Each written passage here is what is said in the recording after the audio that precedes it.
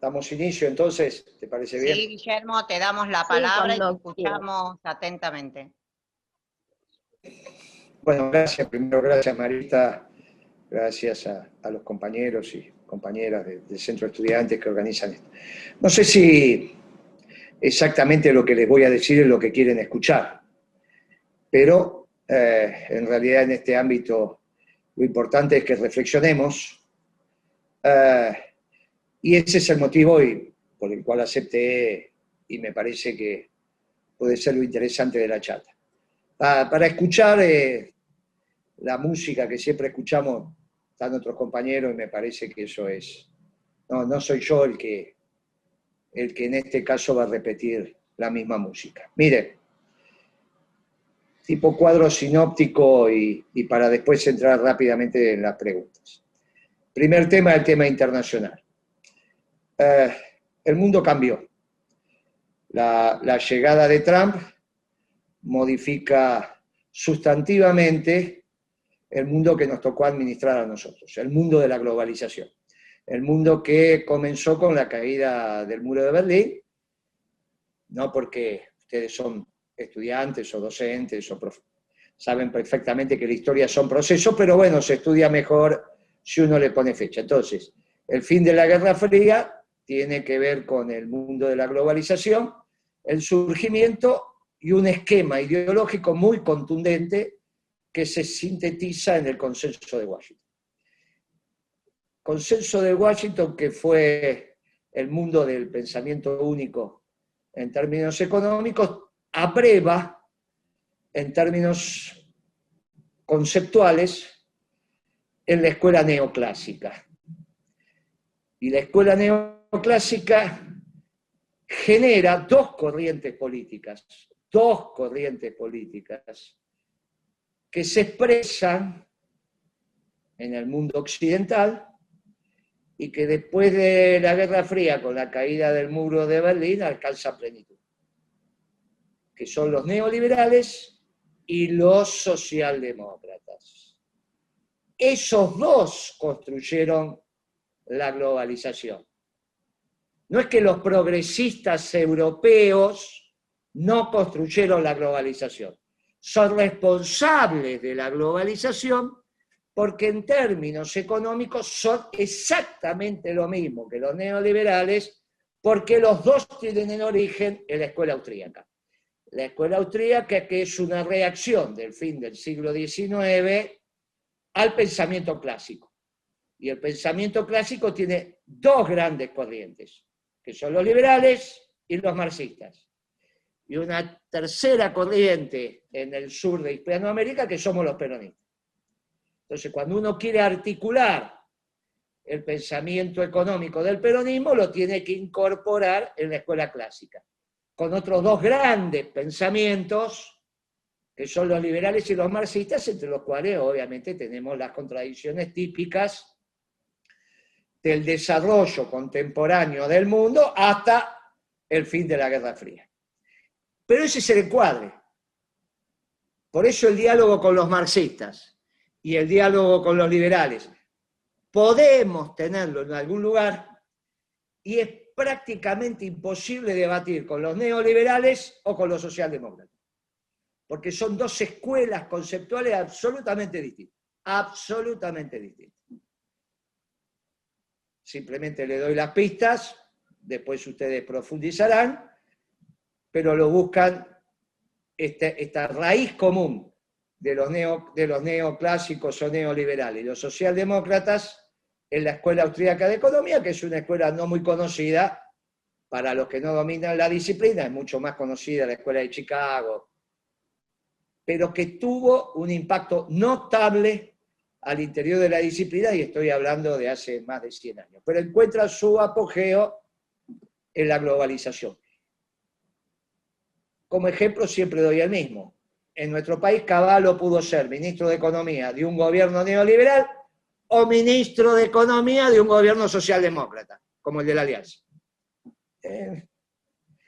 El Fondo Monetario lo manejaba un socialdemócrata y segundo era un neoliberal, y el Banco Mundial a la inversa, y ahí manejaron el mundo que nos tocó administrar a nosotros. Hasta que nosotros hicimos nuestro esquema de resistencia, Mar del Plata fue un tema, los pueblos se rebelaron, pero a fuerza de ser honestos, la realidad es que la década ganada se constituyó dentro del mundo neoliberal o de la globalización, en tanto y en cuanto tuvimos resquicios para poder movernos. Y sobre todo en Hispanoamérica, con la llegada de Chávez, Lula, y etcétera, etcétera. Esto se terminó con la llegada de Trump. Y ahora hay un desorden que se va a empezar a ordenar para marzo, cuando Biden despliegue la nueva política norteamericana, que yo creo que en términos económicos va a ser muy similar a la de Trump. En otros temas, pero creo que el núcleo duro de la política norteamericana no va a cambiar. Y esto es finalmente la impronta de los vectores nacionales en los modelos de desarrollo. ¿Cómo impacta esto en la Argentina? Y esto impacta con precisión. Tenemos, en este momento, estamos atravesando el agotamiento de un esquema económico que ¿cuándo comenzó? Bueno, si nosotros pensamos que los esquemas económicos van par y paso con los esquemas políticos, deberíamos decir esto empezó con Macri. Si pensamos que a veces los esquemas económicos se desligan de los esquemas políticos, por ejemplo con Menem, Menem fue un solo ciclo político con dos ciclos económicos bien marcados. Desde el 8 de julio, que reemplaza a Alfonsín del 89, hasta el plan de convertibilidad, y después el plan de convertibilidad hasta el fin de mandato de Menem. O sea, Menem tuvo dos ciclos económicos bien marcados dentro de un único ciclo político. Ese es un ejemplo. El otro ejemplo es el ejemplo de la Rúa. Un ciclo político se termina con el ciclo económico. De la Rúa fue solo el plan de convertibilidad. Cuando se terminó el plan de convertibilidad, se terminó de la Rúa. Esto no es un tema menor. Podemos dejar para un debate más amplio, o porque la verdad que a los fines de lo que venimos a hablar, discutir cuándo empezó esto. Hay algunos que pensamos que esto empezó con Kicillof, ¿está bien? Kicillof modifica el ciclo de acumulación de capital en la Argentina a partir de la devaluación de 2014 y empieza una política afín a los mercados. Va y arregla con el Club de París, va y le paga a Repsol, empieza la negociación con los fondos buitre. Pero bueno, esto puede estar sometido al debate. Lo que no hay ninguna duda es que el ciclo de Macri claramente impacta en el esquema de acumulación de capital, que tiene que ver en esta palabra tan pomposa de quiénes son los ganadores y quiénes son los perdedores. Esto es así de simple. Al interior de la sociedad, quiénes ganan y quiénes pierden. Ganan los que acumulan capital y pierden los que pierden capital. Y eso está muy claro. En el ciclo de Macri hay dos subciclos. Hay un subciclo que es lo que nosotros caracterizamos como el Macri oligarca, que es el que se mete con el precio de la comida, y que dura hasta que llega el Fondo Monetario Internacional. Y ahí empieza este ciclo, o la coherencia neoliberal, que continúa hasta ahora. ¿Está bien?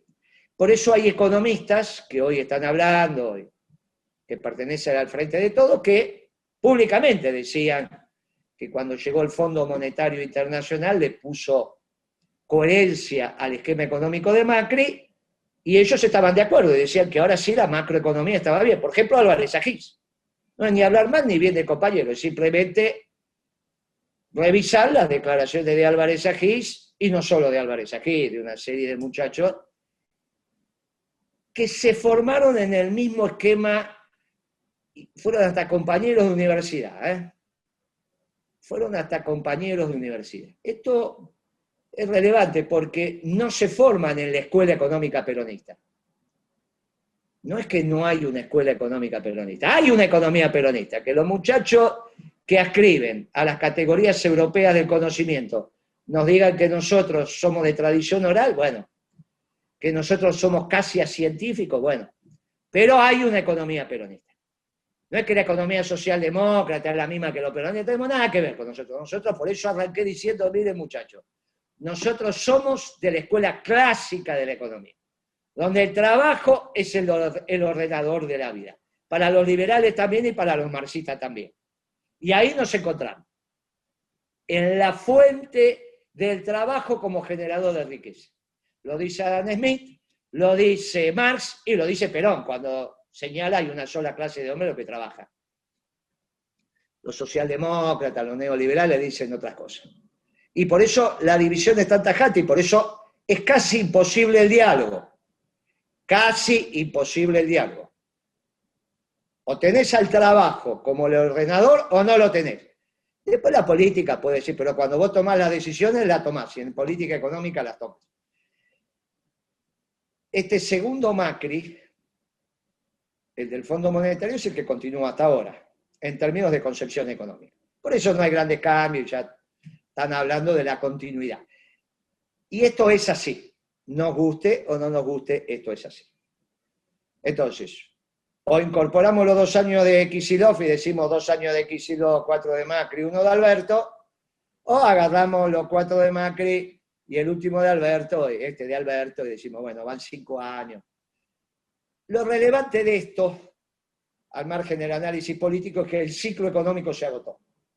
De la misma manera que se había agotado la convertibilidad mucho antes del 2001, pero que estaba claro que en el 2001 esto estaba terminado y que iba a haber un desenlace político, esto es lo que está en discusión ahora. Esto es lo que está en discusión ahora. Si Alberto Fernández va a tener 2 ciclos económicos o Alberto Fernández se termina su ciclo político con el ciclo económico.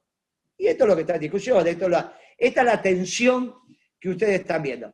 Después, obviamente, la política adorna todo esto. Entonces tenemos el discurso de Cristina del viernes, que si los ministros tienen huevos, no tienen huevos, son guapos, no son guapos.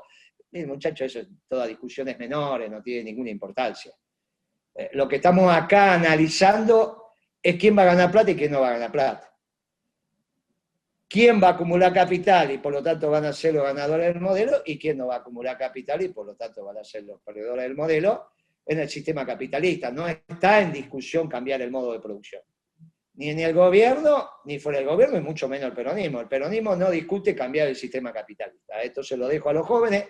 Yo no niego el debate que deben dar, pero a esta altura del partido les digo humildemente que los 10 años, 8 años que me pueden quedar de vida activa en la política, 10, 15, que yo, va a ser dentro del modo de producción capitalista. De eso no hay ninguna duda. No descarto que ustedes debatan internamente la modificación del modo de producción, y es un debate válido, y me parece que muy bien que lo den, y me parece encantador, pero hoy es sobre un debate sobre la coyuntura, no sobre cómo pensamos nosotros que... Entonces es un debate que habilito desde ya y que me encanta que los jóvenes tengan, pero en la administración de la cosa pública, atendiendo al bien común, no se lo plantea hoy ningún dirigente político, ninguno. Está bien, salvo Altamira, no se lo plantea ninguno. Todos estamos abrevando en el modo de producción capitalista. La diferencia del peronismo con el resto, en todo caso con los marxistas, que no nos metemos con el derecho de propiedad, y con los liberales que le decimos, está muy bien el modo de producción capitalista, pero déjenos que los peronistas nos metamos en la distribución. Por eso nos metemos en el comercio. ¿Está bien? Donde se valoriza la mercadería. Decimos, mire, ahí vamos a opinar nosotros. Usted, en lo que tiene que ver con la hacienda privada, genera los bienes y servicios como a usted le parece en el sistema capitalista. Cuando eso pasa a la tranquera o la planchada de fábrica, ya es un bien público y de alguna manera circula en el espacio público y por lo tanto el Estado tiene mucho que regular y mucho que decir. No nos metemos como el tambero produce la leche, nos metemos como circula la leche, son 2 visiones distintas. Los marxistas dicen, si quiero resolver la circulación de la leche, o sea, el comercio, me meto en la producción.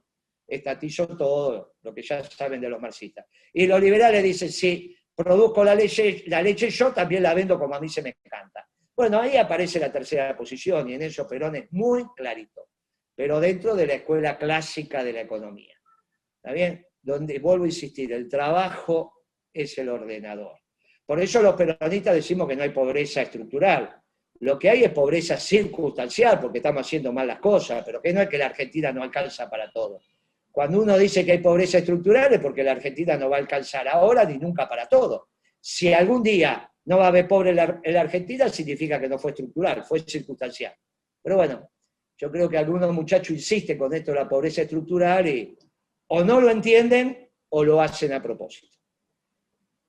Llegado a este punto y del agotamiento del esquema que, repito, empezó con Kicillof o empezó con Macri, tenemos que ver cómo seguimos.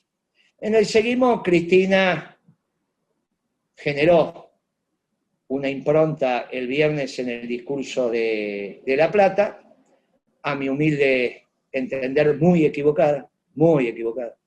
No con el tema de los ministros, eso me tiene sin cuidado. Cuando ella plantea, a la usanza del 2003, que la salida es por el consumo. Y en esto quiero ser muy claro. Miren, muchachos, cuando las estanterías de los negocios están llenos y le faltan compradores, que es lo que nos pasaba a nosotros en el 2003, no tengan duda que la salida es por el consumo. No tengan duda. Ahora, cuando las estanterías no están llenas y encima no tenés dólares para comprar los insumos, para generar la producción, si vos incentivás el consumo, lo único que haces es acelerar el fracaso. Como el gobierno decidió que quería tener un fin de año un poquito más prolijo, aumentó las importaciones. ¿Cuándo? El último trimestre. Entonces tenemos el desastre que tenemos hoy, donde prácticamente nos quedamos sin balanza comercial. Con 200 millones de dólares, que es lo que dio noviembre de superávit comercial, significa que en el año como máximo podríamos tener 2.500 millones de dólares de superávit, con lo cual no le podemos pagar nada a nadie. Nada a nadie. ¿Está bien? Todo eso que firmamos con los inversores extranjeros, que queremos firmar con el fondo, no tenemos dólares, ni siquiera para permitir que las empresas saquen las utilidades que le corresponde por haber invertido en la Argentina. O sea que esto es un descalabro. La noticia de hoy, no de los esto qué sé yo, los senegaleses peleándose en flores, pobres de pobres, eso no tiene ninguna importancia. La noticia del día es que nos quedamos sin balanza comercial. Imagínense que yo en el 2012 le planteé a la sociedad argentina que teníamos que tener un superávit como mínimo de 12.000 millones de dólares de balanza comercial. Hace 8 años planteé esto. Lo conseguí, no lo conseguí, se lo dejo a la historia. 12.000, porque era la única manera de que no tuviéramos corrida cambiaria. Y hoy con este superávit no llegamos ni a 2.500. En el año, obviamente. Para adelante. Para atrás ya está. Lo importante es de acá para adelante. O sea que la noticia de hoy es una catástrofe. Que mañana, de acuerdo al dominio que haya de los medios de difusión, va a ser mayor o menor difundida. Esto ya se sabe cómo se está jugando. Con la plata baila el mono, pero aquí estamos. O sea, no hay posibilidad de planificación de la economía con esta balanza comercial.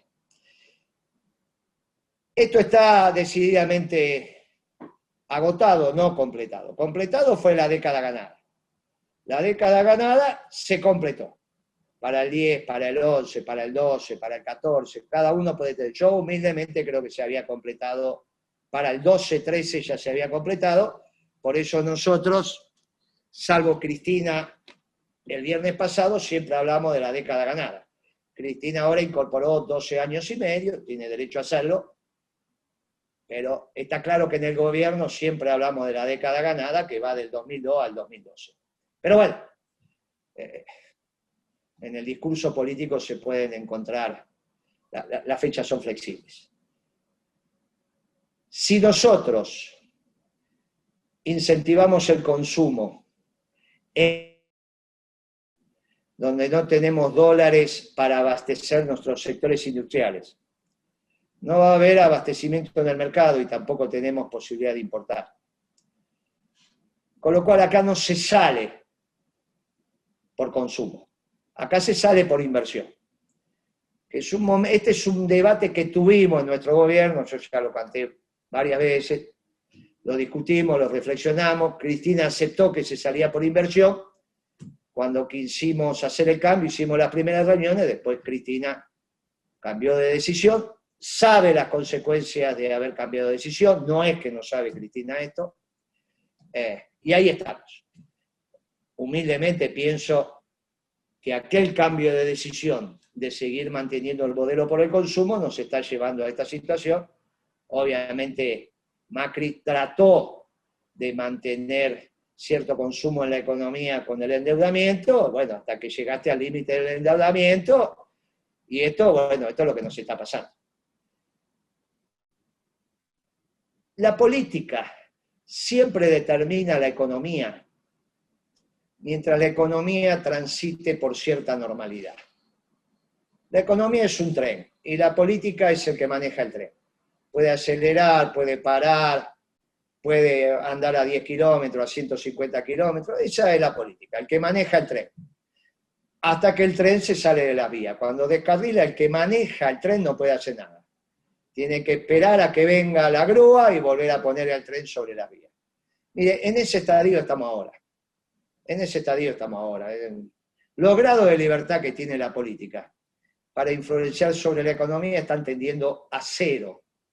No, a cero. Lo que puede hacer Alberto Fernández, lo que podría hacer Cristina con la voluntad política, está tendiendo a cero. Que durante la década ganada la política determinó, no hay ninguna duda, porque el tren se había descarrilado en el gobierno de la Alianza y Duhalde lo volvió a encarrilar. Bueno, después vino Kirchner e hizo lo que tenía que hacer. Aceleramos, frenamos, hicimos las cosas que había que hacer y pusimos el país a crecer a tasas chinas. Hoy la política tiene muy poco para hacer. El déficit fiscal es espantoso. Hoy es más grande que el que tuvo Isabelita en el Rodrigazo. Y más grande que el que tuvo Alfonsín cuando se tuvo que ir por inútil. ¿Está bien? Al menos en el plano económico. Y el déficit en el sector externo es tan importante como el que tenía de la Rúa en el plan de convertibilidad que lo obligó a renunciar. Con lo cual, en ese estadio estamos ahora. Tenemos habilidad para vender bonos en dólares, para cambiar deuda en pesos por deuda en dólares, que es lo que está haciendo Martín Guzmán, y que con eso, entonces, bueno, muchachos, qué sé yo. A ninguno de ustedes se le puede ocurrir que cambiar deuda en pesos por deuda en dólares puede ser virtuoso. A ninguno de ustedes se le puede ocurrir que vamos a tener un modelo de producción y trabajo si el Estado paga 16% de interés en dólares, por más que Guzmán diga, no, que muchacho, eso es lo que está, todo lo demás es brujería. Mire, esto estamos llegando al límite de la situación, obviamente nadie sabe la anécdota, como los economistas también sabíamos que la convertibilidad estaba agotada, pero no sabíamos la anécdota final. Eso ya es un tema que le corresponde a la astrología, adivinar el futuro. Los economistas o la política lo que hacen es describir el proceso. Dicho esto, nos tenemos que ir preparando, si es que tengo razón, para el nuevo proceso. Y en este nuevo proceso, el peronismo cumple un rol fundamental. Porque está claro que es el único que puede administrar la Argentina. No el progresismo, el peronismo. Es el único que puede administrar la Argentina. No la pueden administrar los radicales, no la puede administrar el progresismo, no vamos a pensar que la va a administrar el Partido Obrero. Los únicos que podemos administrar esto es el peronismo. ¿Cómo vamos los peronistas resolviendo este tema? Bueno, va a depender de también el destino de la patria. Y cómo los jóvenes participen de este debate, y que obviamente van a estar sentados en la mesa de decisión, porque así se estructura el peronismo. Y planificamos la Argentina a futuro no hay ninguna duda. Hay una generación que se está retirando, que es la generación de Cristina, de la cual participamos todos, digamos, las generaciones son cada 20 años, entonces son de los muchachos que hoy están pegando en los 80, 75, 78, 75 hasta 55, 60, bueno, los que estamos en esta generación, es una generación que nos vamos retirando, y hay una generación que es la generación sub 55, sub 60, que es la que se va preparando. En esto también hay un debate. Massa está levantando la mano para decir soy yo, y yo le digo, mirá, Massa, vos sos un coronel antiguo, pero si ahora vas de teniente general, tenés que jubilar a todos los generales, es una pena. ¿Está bien? Dejá que algún general. ¿Qué generales están levantando la mano? Y bueno, yo levantó Rodríguez Sá, opina por ahí, pero algunos otros gobernadores, nosotros que estamos hablando, cada uno mirándose al espejo, es la generación que nos toca decir, miren muchachos, esto es lo que pasa. Imagínense ustedes que ni siquiera son sub 50, pero también son sub 40, sub 30 y sub 25, muchos de los que están acá. Pero tienen que participar de la toma de decisión y tienen que participar en el debate, porque esto se va construyendo en la correcta articulación de generación en generación. Y esta es la Argentina futuro. Yo humildemente digo que el estadio de mayor felicidad de nuestro pueblo va a ser en la comunidad organizada. Y por eso soy peronista, y no solo lo digo para nuestro pueblo, sino que lo digo para todos los pueblos del mundo. Descreo absolutamente de las categorías europeas. Me parece que han llevado al mundo a un lugar sin retorno, que es esto que estamos atravesando, la Tercera Guerra Mundial en cuota, total lo dice su santidad.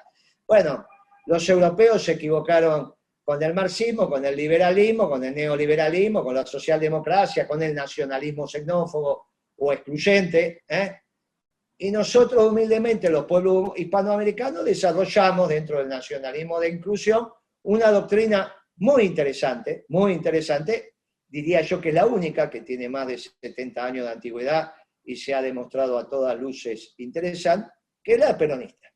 Por eso digo, esto que estoy diciendo y la realidad se va a imponer. La realidad también es que vamos a tener elecciones. Vamos a tener elecciones el año que viene, va a haber un debate doctrinario, entre los que levantemos, seamos candidatos y levantamos la doctrina peronista, y por ejemplo los liberales que van a levantar la doctrina liberal. Espera. Me encantaría que hubiera un marxista ortodoxo que levante la doctrina marxista, no que se esconda atrás de Alberto. Me gustaría que algún marxista de estos que están dando vuelta, y que todos sabemos que son marxistas, pero bueno, vaya y diga, sí, soy marxista, vamos al debate.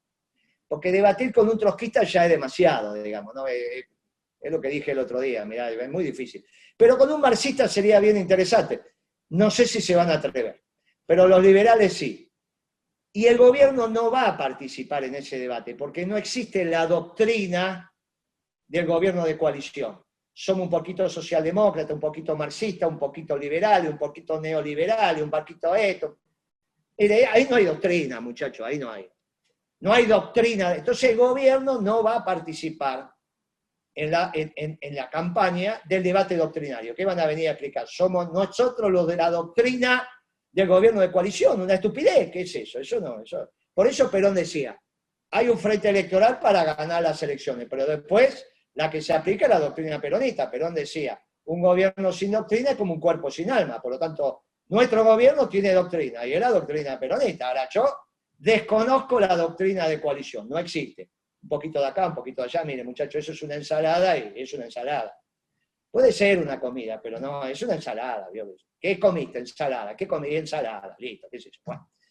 Y se gobierna así, como ensalada. Listo, bárbaro, porque no hay doctrina. Ahora, va a haber un vector de la campaña que va a ser muy doctrinaria, y el gobierno no va a participar. Yo humildemente le digo a este gobierno que al menos elija un candidato divertido, porque va a haber otra lista de la campaña que va a ser muy divertida. ¿Por qué? Por el debate Carrió-Moreno, Moreno-Carrió. Va a ser para alquilar balcones. Ella me va a decir cualquier cosa, yo le voy a decir que no tiene los patitos en fila. Ahora, si a este gobierno se le ocurre, con todo respeto a Marita, elegir un candidato como Izarro Aldes, supongamos, ¿no? Como Martín, blanquito, de ojos celestes, todo prolijito, con su esposa, la familia Coca-Cola, encima son aburridos, hablando y comiendo, porque comen con Coca-Cola, no es que se toman un Fernet, comen Coca-Cola y va, con agua, son como una pechuga de esa hervida que cuando estás enfermo no tenés alternativa. Pero, viste, tratamos de estar sanos y comernos cada tanto un choripán, que yo incluso ahora, que ya no tendría que comer choripán, cada tanto le metés un poquito de sal y pimienta. Bueno, si no eligen un candidato divertido, tampoco van a participar de la elección en la parte divertida, o sea, ya no participan en la doctrinaria, no participan en la divertida, no van a participar en las realizaciones, porque imagínense qué realizaciones van. Bueno, muchachos, el oficialismo la va a pasar complicado. En síntesis, hay un análisis de cortísimo plazo que tiene que ver con la realidad, pero no sé, no está en mi ánimo decirle tal día y tal hora, pero la realidad se va a terminar imponiendo. Yo empecé a hablar de la balanza comercial hace 4 meses, dije, miré muchachos que se están comiendo la balanza comercial. Hace 8 meses le dije, planifiquen la economía, la oferta, si no planifican la oferta se van a gastar los pocos dólares que le quedan en los autos de alta gama. Bueno, no hicieron ni una cosa ni la otra, ahora no tienen ni balanza comercial y no tienen dólares. Bueno, muchachos, no son buenos, esto no son buenos. Les digo, esto no sé, el proceso es así, el día y la hora no lo sé, pero el proceso es tal cual lo estoy describiendo y ya lo vamos a ver. Y si no, no me llamará más, si me equivoco lo que digo, no me llaman más y se acabó, no le pasa nada a la Argentina. Yo deseo equivocarme, pero como voy a misa una vez por semana, uno de los pecados que me ocupo especialmente de no cometer es el pecado de omisión. Para los que tienen formación religiosa, pensamiento, palabra, obra y omisión. Bueno, en pensamiento, palabra, bueno, somos todos pecadores, en acción trata uno, pero en omisión evito. Si algo pienso que va a pasar, lo cuento. Y después quedo sometido al juicio de la historia. No, mirá, te equivocaste. Bueno, digo, mire, este proceso para mí es irreversible. No tengo la fecha, pero las elecciones también son irreversibles y de alguna manera las vamos a tener, y vamos a tener esta campaña. Nosotros hicimos nuestro partido, que le pusimos principios y valores, porque parecería ser que hay que volver a discutir el bien y el mal. La verdad que eso para mí estaba saldado, lo que estaba bien y lo que estaba mal. Ahora parece que hay que volver a discutir, por eso le pusimos principios y valores, no que se lo puse yo, se lo pusieron los compañeros, y desde ahí vamos a hacer una profunda campaña peronista, bien doctrinaria, cantando la marcha todo el tiempo, bien doctrinaria, desde las 20 verdades, las mejores planes, programas y proyectos salidos de nuestra doctrina, y esto es lo que le vamos a discutir con las otras doctrinas. Y después le pondremos la sal y la pimienta a la campaña que le podamos poner. Y nuestro pueblo, que no se equivoca, no es que cuando ganamos la elección acierta y cuando perdemos se equivoca. No se equivoca, tendrá el veredicto. En un camino que estamos transitando con mucha claridad. Con mucha claridad. Nosotros creemos que no solo hay que peronizar la Argentina, sino que hay que peronizar el mundo. Ojalá me toque a mí ver que peronizamos la Argentina, lo dudo, pero seguramente ustedes van a disfrutar de un mundo peronista. Muchas gracias, chicos, y espero con esta media hora que hablamos haber dejado algunas preguntas pendientes, le damos alguna pregunta y después nos vamos a descansar. Gracias por la invitación y gracias por el tiempo dispensado. No, gracias a vos, Guillermo, sabemos de tu agenda, de tu tiempo, lo que le des este rato a los jóvenes es muy importante. Yo lo que quiero es justamente en esto que hablamos, viste, del trasvasamiento, cuando conversamos, me parece que está bueno que nuestra juventud peronista vaya haciéndose cargo, así que le voy a dar nuevamente la palabra a Joana para que continúe con las preguntas. ¿Te parece, Joa?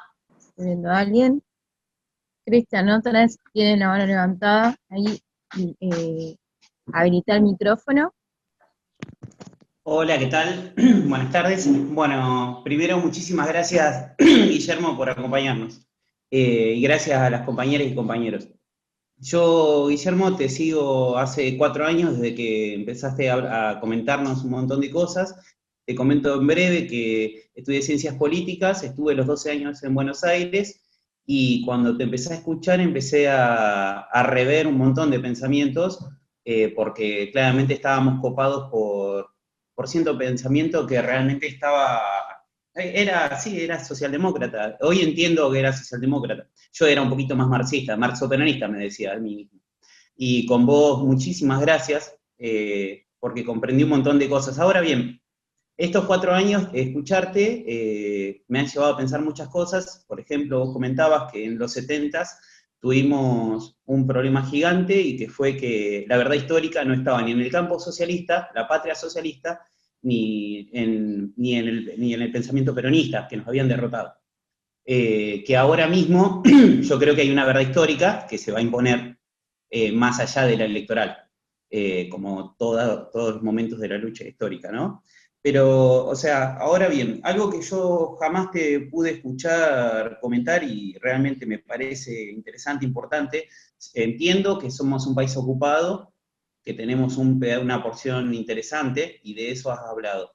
Yo lo que, o sea, los otros días nos dijiste algo extraordinario, que fue que el Partido Comunista Chino es el que tiene un pedazo de nuestro sector extranjero en cuanto al control del comercio exterior. Otro, la familia Cargill. Y que después teníamos a lo que no te gusta, pero es nuestra burguesía nacional, claramente. No te gusta el concepto, pero sí. Bien. Ahora, mi pregunta es la siguiente. Siempre decís que no se puede volver a la idea del IAPI. Ahora, ¿cómo hacemos para controlar realmente la entrada y salida y saber realmente? Vos siempre nos dijiste, o nos estás comentando más todavía ahora, que tenemos un 40% de economía en negro. ¿Cómo hacemos realmente para poder controlar semejante poder? Yo soy muy chiquito, yo soy un pedacito, soy del sudeste de la provincia de Buenos Aires, soy de Ayacucho, yo considero que es la retaguardia de la oligarquía en términos sociales, y realmente volví hace muy poco y realmente soy muy chiquito.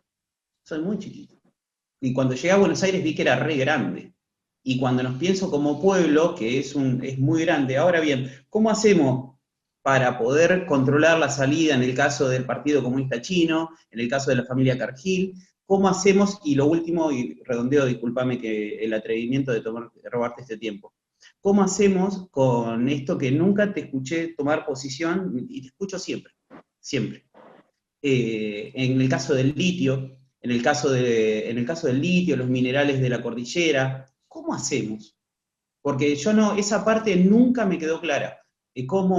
Porque se llevan, deciden, nos dicen que sacaron. Entiendo, nuestros gobernadores están totalmente presos de la decisión del conjunto económico que domina la pampa húmeda.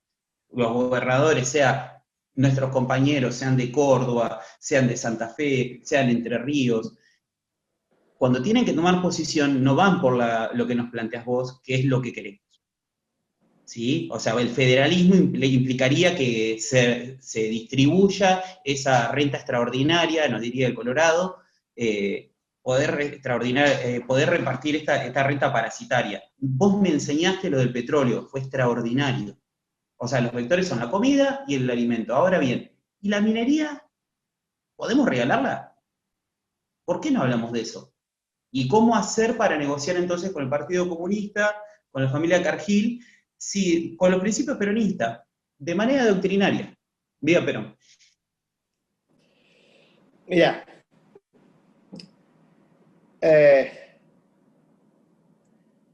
hay un ejercicio que vos has estudiado en tu licenciatura, cuando te metiste a vuelo de pájaro a ver el desarrollo de los imperios y de los distintos centros de gravedad a escala global, que tiene que ver con la diferencia entre el imperio español y la construcción del imperio inglés.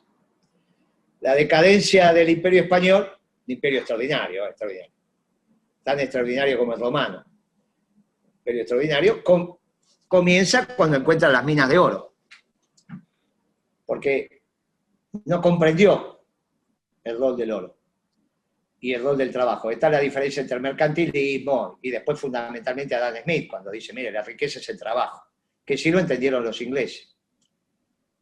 No es el oro, no es la plata, no es pensar que la pobreza es falta de plata, la pobreza es falta de leche, no de plata. Eso es una estupidez. Si la pobreza fuera falta de plata, los economistas del peronismo lo solucionamos en un santiamén. Ahora, si es falta de leche, ya es otra discusión. Bueno, es obvio que es falta de leche, no es falta de plata, es una tontería. Entonces, lo que vos tenés que organizar es el trabajo de la Argentina. Nosotros, cuando nos metimos a administrar el comercio exterior, es porque ya estábamos muy mal.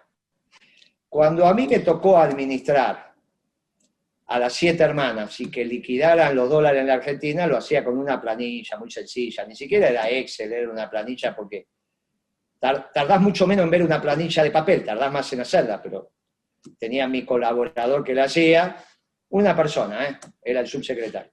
Me hacía la planilla, yo la veía a las 7 de la noche, y tardamos una semana, a los 15 días ya la corrida estaba terminada, o sea que esto es muy sencillo. No es un problema que tenés que hacer el GIAPI ni ninguna de esas cosas, es muy sencillo. De hecho lo hicimos, ¿no? Pues te lo digo porque lo hicimos, ¿no? Yo me iba del gobierno en el 11, ya me había despedido, Cristina me pide que me quede 2 años más, que pare la corrida, y en 15 días habíamos parado la corrida. Y para mitad, yo me hice cargo en noviembre, y para mitad de diciembre ya volvíamos a tener más venta de dólares que compra de dólares, digamos, ¿no? Se paró la corrida, no hubo ningún inconveniente. O sea que técnicamente eso es muy sencillito, son 7 hermanas, son 7 presidentes de compañía, no es que... En ese momento no estaba el Partido Comunista Chino, pero hubiésemos hecho lo mismo, ¿no? Una vez vinieron los chinos a hacer el puerto de Río Grande, allá en Tierra del Fuego, venían 2 barcos, uno cargado de chino y otro cargado de insumos. Durante un año lo dejamos en la rada. No lo dejé descargar y se quedaron ahí los chinos, y se quedaron ahí un año. Como son chinos, se quedaron un año. Después cuando me fui a Roma, Giorgi lo dejó bajar. Bueno, pero es un problema de voluntad, de quién los deja o quién no. Yo los dejé un año. ¿Está bien? Y no tuve ni un chino, no baja. Mirá que me van a hacer un puerto con materiales chinos, trabajadores chinos para transformar el gas en urea y llevárselo a urea. Están locos estos chinos. Que aprendieron de los ingleses, Cuidado que los chinos aprendieron de los ingleses, No quieren meter la marca de nuevo, parece. No es que son una cosita así. El esquema que tienen es el esquema inglés. Por eso trabajan juntos, no es que Hong Kong. Después tienen sus contradicciones, pero trabajan juntos. Cuidado con eso. Ellos aprendieron esta historia del capitalismo de los ingleses. Cuidado con eso. Y sobre todo su expansión en el mundo es bien inglesa. En África, en América, bien inglesa. Va por los recursos, hacen esto. La diferencia con los ingleses es que ni siquiera te dejan el idioma, porque te imaginás vos todo el mundo hablando en chino, es un despelote, y escribiendo en chino, es un despelote. Bueno, los ingleses te dejaron el idioma, te guste o no, y la administración de los negocios. Está bien, inventaron esto de la contabilidad, economía, algunas cosas a los chinos por ahora, y acá en la Argentina estamos llenos de ejemplos. Cuando se quedaron con Ispasana ahí, vinieron hasta con el cocinero chino.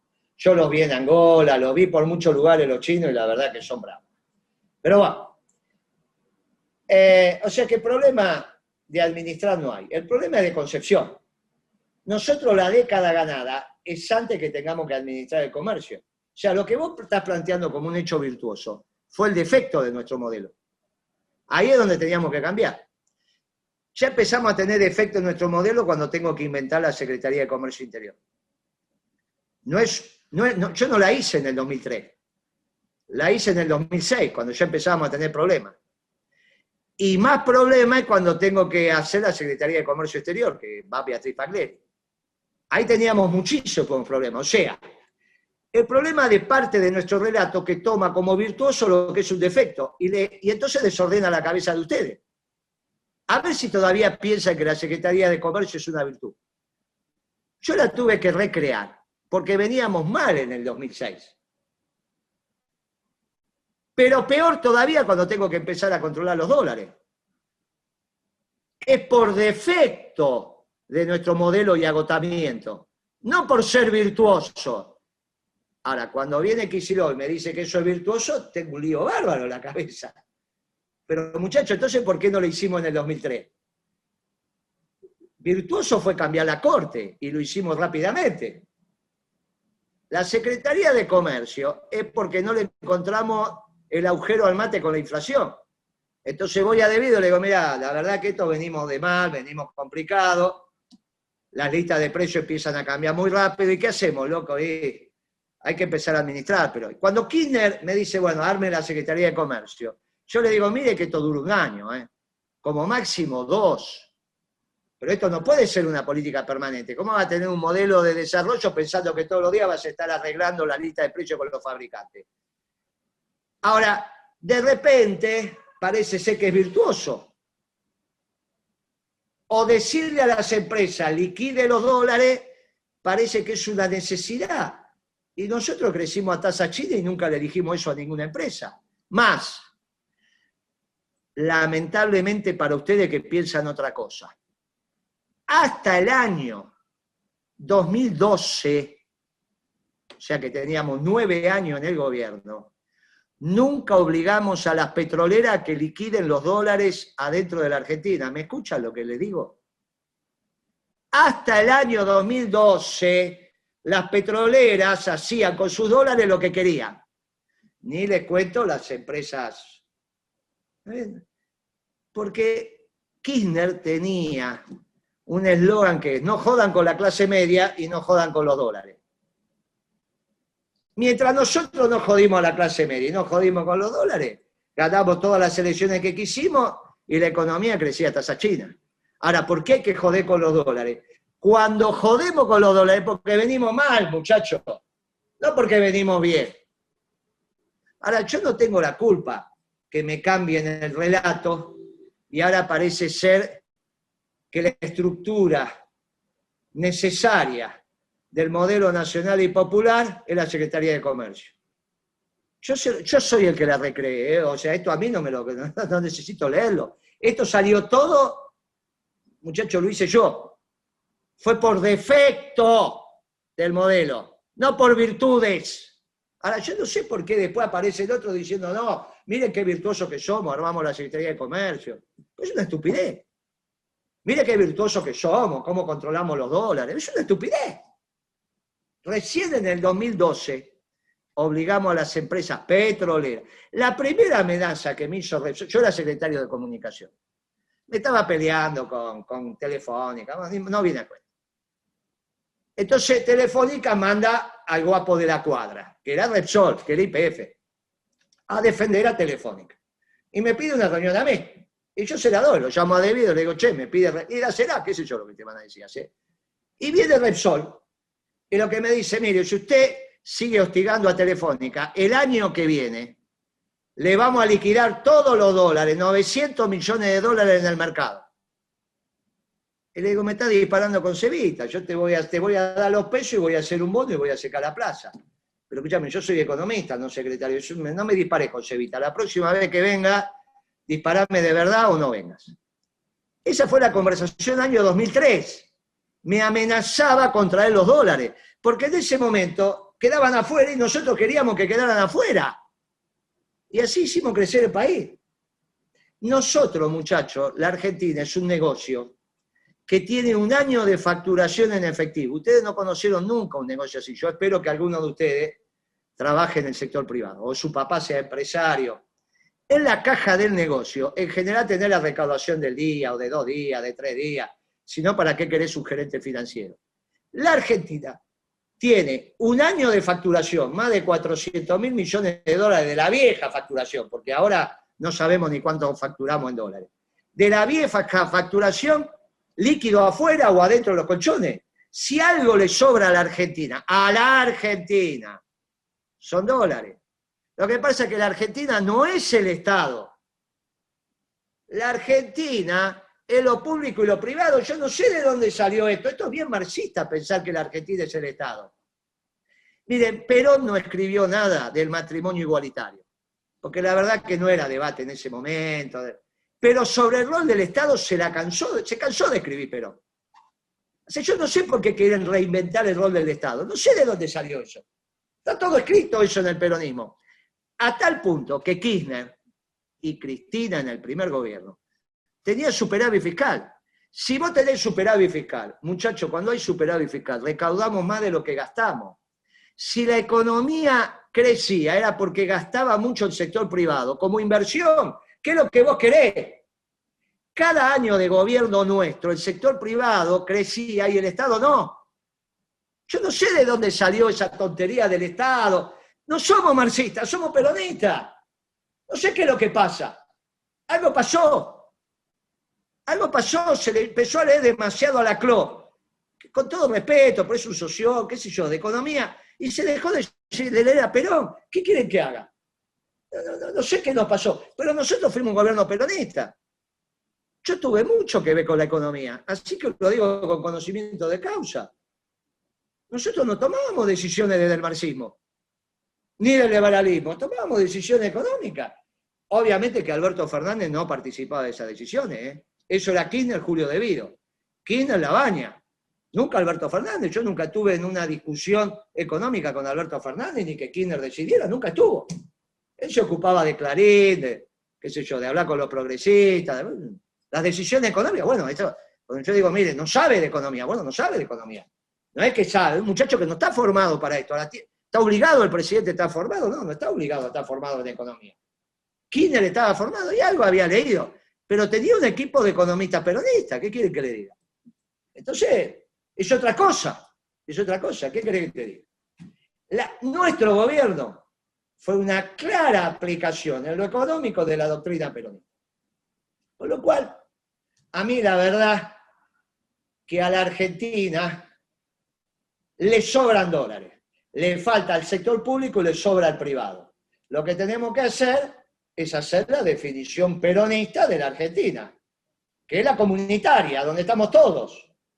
No pensar que el Estado es la Argentina. Eso es una desviación marxista, no sé por qué dicen eso. La deuda, si uno hace un balance y consolida lo público y lo privado, la Argentina es acreedora del mundo. Acreedora, no deudora, acreedora del mundo. O sea, Argentina le presta plata al Tesoro norteamericano, en forma de dólares, comprándole dólares. Mire qué divertido. Bueno, como tenemos plata, tenemos muchos dólares, nos pasó lo mismo que al Imperio Español, que tenía mucho oro. Entramos en decadencia. Y a la Argentina también. No es un problema de plata. Porque la plata es plata. Y yo lo que necesito es trabajo. Tengo plata, pero no tengo trabajo. Y bueno, entonces estamos en decadencia. Salvo la década ganada, que generamos trabajo. Pero para generar trabajo fuimos muy clásicos. El Estado ahorraba y el privado gastaba. Entonces la Argentina crecía bárbaramente. No sé por qué no hacen eso. Hacen exactamente al revés. Y todavía tratan de explicar la influencia del Estado para que la economía dicen cualquier pavada, cualquier estupidez. Exactamente al revés de lo que fue la década ganada. Exactamente al revés, ¿eh? Exactamente al revés de lo que pensaba Kirchner y el primer gobierno de Cristina. Después se nos murió Kirchner, que era el tipo que entendía cómo funcionaba esto, lo entendía muy claro, ¿eh? Cristina entiende otra cosa, pero Kirchner, de esta historia de la economía, era un muchacho que había transitado por el mercado, ¿eh? Sabía cómo se funcionaba en esto, ¿eh? Espero haberte contestado.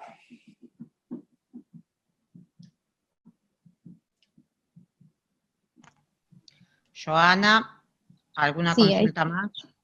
Sí, hay una pregunta de Elsie, compañera de la Universidad de Avellaneda, que puso: Guillermo habló de diferentes escuelas económicas y la escuela estructuralista latinoamericana. ¿Qué aportó a la región?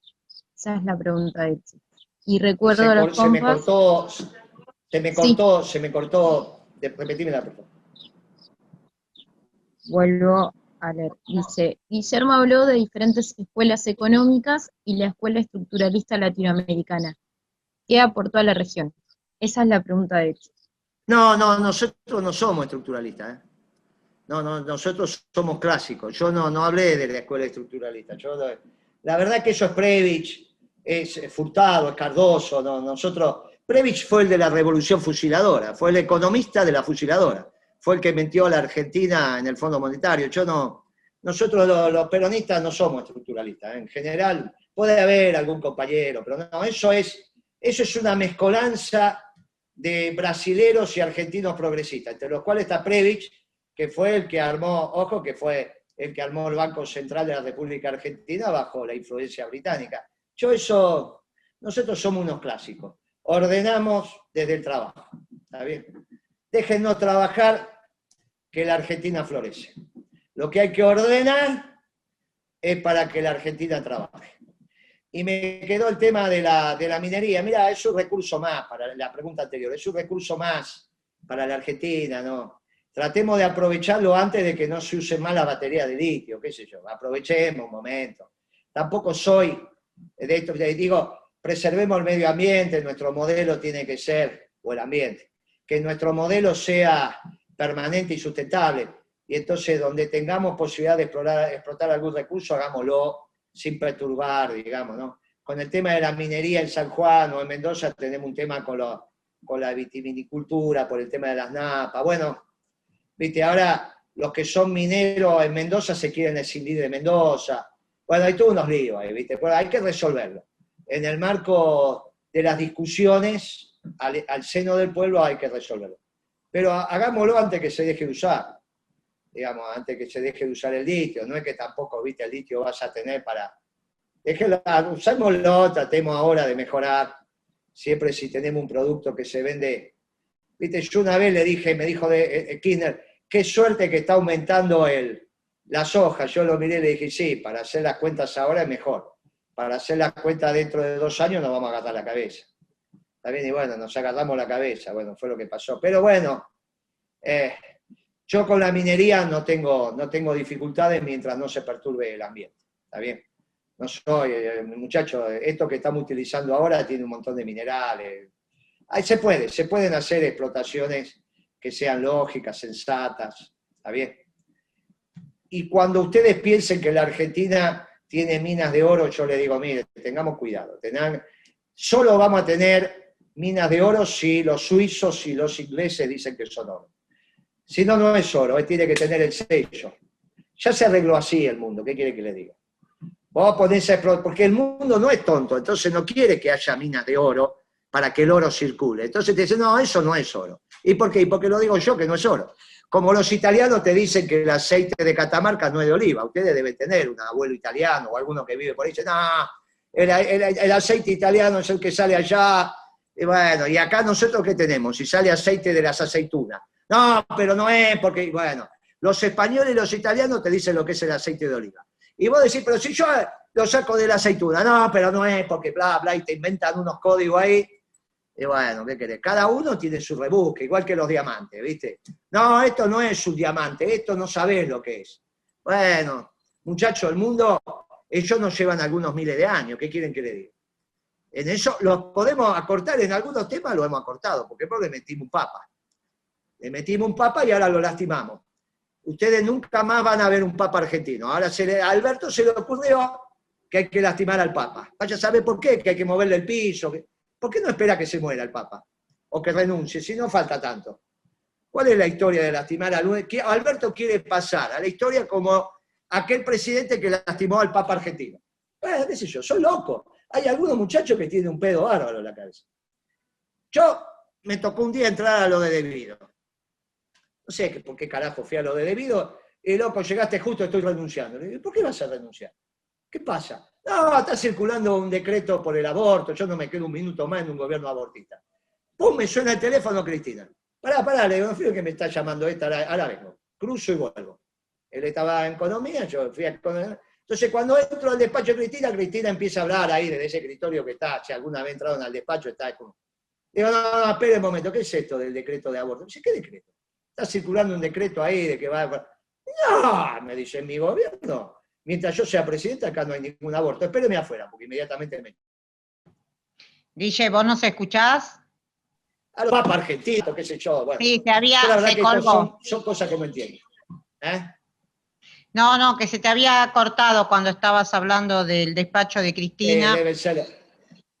Bueno, qué sé yo. Anda tocando era una anécdota, no importancia. Bueno, no yo... Ya está. Era una anécdota sin importancia. Bueno, ahí la dejo a Joa, sigue dando la palabra. Sí, tengo otra pregunta del compañero Facundo, que pregunta concretamente, ¿qué harías sobre la inflación y sobre la suba de los productos básicos y de la carne? Y otra de Federico, compañero, que puso, para descomprimir, ¿cómo sabía que Alberto iba a querer enseñarle teología a los curas? Un poco hablando de Alberto recién y esa pegada a nuestro Papa argentino. Mirá, la segunda, es porque lo conozco hace 30 años. Cuando él dijo, somos un gobierno de científicos, y es un humilde abogado, y dijo, somos un gobierno de científicos, él se cree un científico. Él sabe de todo, habla conmigo, me enseña economía, habla de derecho, él sabe de todo. Entonces fue con los obispos y le enseñó teología. Y aparte me lo dijeron los obispos, pero este muchacho, dijeron, Mirá que hay que enseñarle de teología a los obispos, ¿no? La verdad que hay que tener cara para eso. Bueno, con respecto a la pregunta importante, mire, no hay nada para hacer. Lo primero que hay que hacer es lo que hizo Duhalde, conseguir los equilibrios macroeconómicos. Yo le dije mire, Alberto, si vos querés ser Kirchner, primero tiene que haber un Duhalde. Por eso yo le pedí en abril del año pasado que hubiese un gobierno de transición. El peronismo estaba más o menos de acuerdo con un gobierno de transición. La que no estuvo de acuerdo fue Cristina. Una pena. No entendieron lo que pasaba con la economía. Duhalde fue el que permitió que hubiese un Kirchner exitoso, no porque le dejó ganar las elecciones, lo eligió de candidato, le puso los fiscales y todo lo que quiera. Porque nadie va a pensar que ganamos con los votos de Santa Cruz, ¿no? Se ganó con los votos de la provincia de Buenos Aires, que eran de Duhalde, y con los fiscales de la provincia de Buenos Aires, que no van a pensar que los consiguió Kirchner, ¿no? Lo consiguió Duhalde. Ahora, sobre esa base hicimos un gobierno exitoso. Si vos no tenés base, entonces mire, era necesaria una base, el gobierno de transición, con la Baña, con el que viniera, qué sé yo, no había problema. Y entonces en diciembre íbamos. Ahora, cuando Alberto Fernández se dio cuenta que no iba a ser Kirchner, empezó a decir que quería ser Alfonsín. Y ahora estamos discutiendo si va a ser de la Rúa. Esa es la realidad. Esto es lo que estamos discutiendo, no hay nada para hacer, ni con la carne, mientras vos tengas un déficit fiscal de 15 puntos y el déficit del sector externo que tenga, no tenés nada para hacer en este momento. Porque el secretario de Comercio trabaja en el margen. Muchacho, ¿cómo te vas a ocupar de la pintura de una pared si los cimientos del edificio están todos podridos? Esto es ridículo. Primero resolver los cimientos y después vamos por el margen. Secretaría de Comercio puede hacer cosas, pero siempre en el margen, que fue lo que hice yo. Y fui el secretario de Comercio que más duró en la Argentina. Pero en el margen, muchachos, si la estructura del edificio está mal, si los cimientos están mal, no hay nada para hacer. Y ahora no hay nada para hacer. Bueno, compas, no sé si hay alguna ahí. Ahí acaba de escribir un compañero. Maximiliano puso, ¿cómo salimos del enfrentamiento con el mercado? Mire, la verdad que no hay un enfrentamiento con el mercado. Si ustedes leen el reportaje que le hicieron a este muchacho, que a mí me sorprendió, yo lo tenía medio, ¿viste? El que reemplazó a Brito en el Banco Macro. Yo les recomiendo que lo lean. El domingo salió en Clarín, el tipo dice, hagan lo que hizo Kirchner. El banquero, el dueño del Banco Macro. Dice, hagan por favor lo que hizo Kirchner. Léanlo. No hay ningún enfrentamiento con el mercado. Simplemente hay que ser coherente, serio. Él dice, Alberto, hacé lo que hizo Kirchner. Si no fue bien con Kirchner. El que reemplazó a Brito. Lo que pasa es que tampoco leemos, bueno, no estudiamos, qué sé yo qué nos ha pasado. Antes no había reuniones de, muchachos, nosotros levantábamos, teníamos que leer todos los diarios. Estos muchachos no leen ni los diarios. ¿Qué quieren que le diga? Son cosas muy raras las que están pasando. Son raros, llegan a trabajar a las 10 de la mañana, a las 11, en el día del velorio de Maradona llegaron a las 11. La gente estaba haciendo cola desde el día anterior, el tipo llegó a las 11. Después agarra un megáfono y piensa que con eso va a ordenar una fila que llegaba de la Casa Rosada a Constitución. Yo vivo en Constitución, la vi la fila, no es que no la vi. Con un megáfono, son cosas raras lo que no está. Es raro todo esto que está pasando. Bien, no estábamos peleados con el mercado, lo único que están pidiendo es que seamos serios, trabajando, haciendo las cosas. Sí, donde hay una grieta es en la política. Ellos quieren meter presa a Cristina y algunos de los nuestros quieren meter preso a Macri. Mire, yo soy de la idea que hay que generar una ley de punto cero. Pongámosla en el 10, pongámosla en el 8, pongámosla en el 5, pongámosla en el 1990, aprovechemos mientras Menem esté vivo. No hay que meterse con los presidentes. Ni Menem, ni Duhalde, ni Cristina, ni Macri. El que se quiera meter con los presidentes, porque son guapos, entonces lo metemos a Macri preso. Bueno, que se aguante el vuelto, muchachos, que se aguante el vuelto. Entonces yo creo que hay que terminar con esta estupidez. Aunque los presidentes no quieran. Y arranquemos desde Menem. Terminemos con esta estupidez de que a este lo meto preso. ¿Qué quieren hacer? ¿A dónde quieren llegar? ¿Qué es lo que quieren hacer? Mire, terminemos con esta estupidez. Entonces, sacamos a la justicia de la política nos bancamos todo el costo político de decir ni Menem, ni Dualde, ni Cristina, ni Macri presos, y listo, muchachos. Y obviamente ni Alberto, ni ninguno de estos, ¿no? Ninguno. Mire, muchachos, meter preso a un presidente no es joda.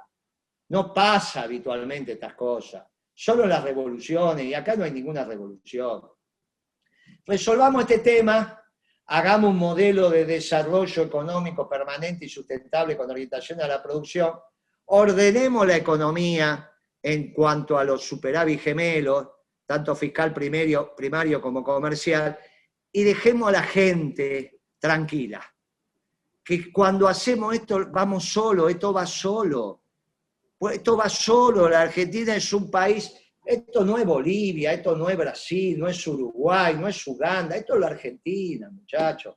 Cuando uno le da reglas de juego razonables, mire, la semana, hace 15 días, vino un empresario, o 3 semanas, qué sé yo, vino un cliente de la consultora, me dice, nunca pensé que en un gobierno peronista iba a perder plata. Le digo que no es peronista, es socialdemócrata. No, eso lo decís vos, para mí es peronista y estoy con una bronca bárbara. Nunca los voté, pero sí sé que mis trabajadores los votan, son centenares de trabajadores. Entonces yo quiero los gobiernos peronistas. ¿Por qué no los votaba? Porque yo no voto, a ustedes no los voto. Pero sí, y ahora pierdo plata. Y bueno, votando la próxima vez, ¿qué cree que está? No voté socialdemócrata, voté peronista. Se rió y me dijo, bueno, ¿cómo hacemos para explicar que este no es un gobierno peronista? Porque ¿sabe qué pasa, muchachos? Si este es un gobierno peronista y yo tengo razón y fracasa, no queda nada. Hoy estamos entre la depresión económica y la anomia. No es joda esto, muchachos. ¿Cómo se van a pelear en Flores estos muchachos que vinieron de África con una mano atrás y otra adelante? Pobrecitos, a mí me encantan los negros, viven todo en Constitución, y se pelean con los comerciantes, pero están todos locos. ¿Cómo vamos a permitir eso? Eso no es así. Esto es pelea de pobre contra pobre, hoy esto así no va. Esto así no va.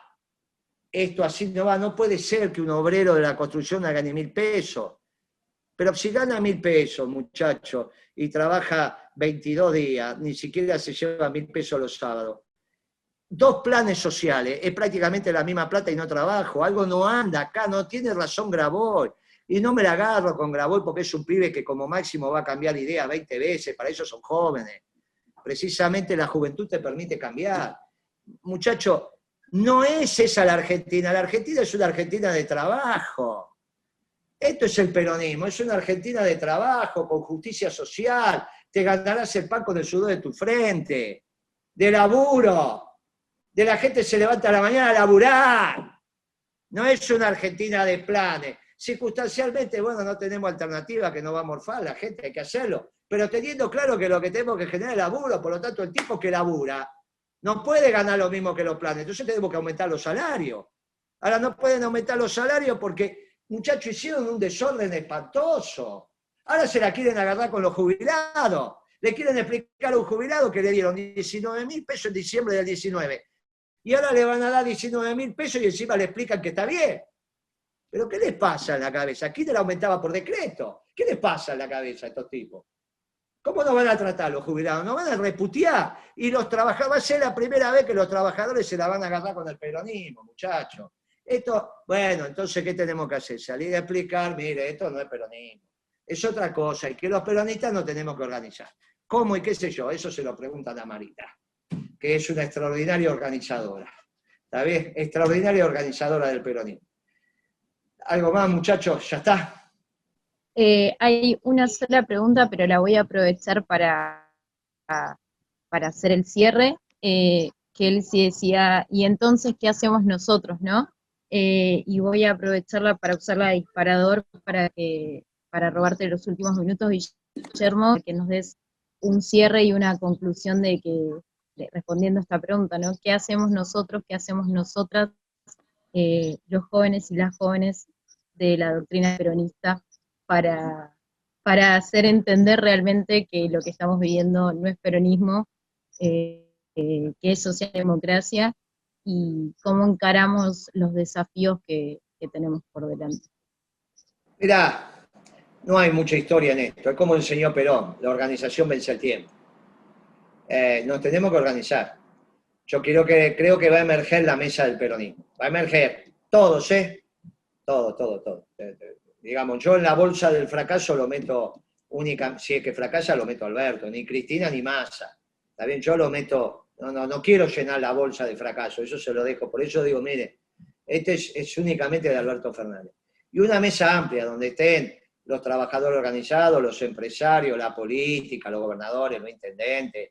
Tenemos que encontrar una mesa donde nos permita hacer un modelo peronista. Que está, en economía se sabe, yo no sé en otros temas, pero en economía los economistas del peronismo saben lo que hay que hacer, no es que no saben lo que hay que hacer. Se sabe. Más las únicas ideas que están apareciendo hoy son nuevas, digamos, son de los economistas del peronismo. Y los jóvenes tienen que estar en esa mesa, porque Perón formó la cuarta rama, ¿está bien? Después podemos discutir que si esto, que si aquello, pero está la cuarta rama. Primero saber que entre un compañero y una compañera, como dice la canción, codo a codo somos mucho más que dos.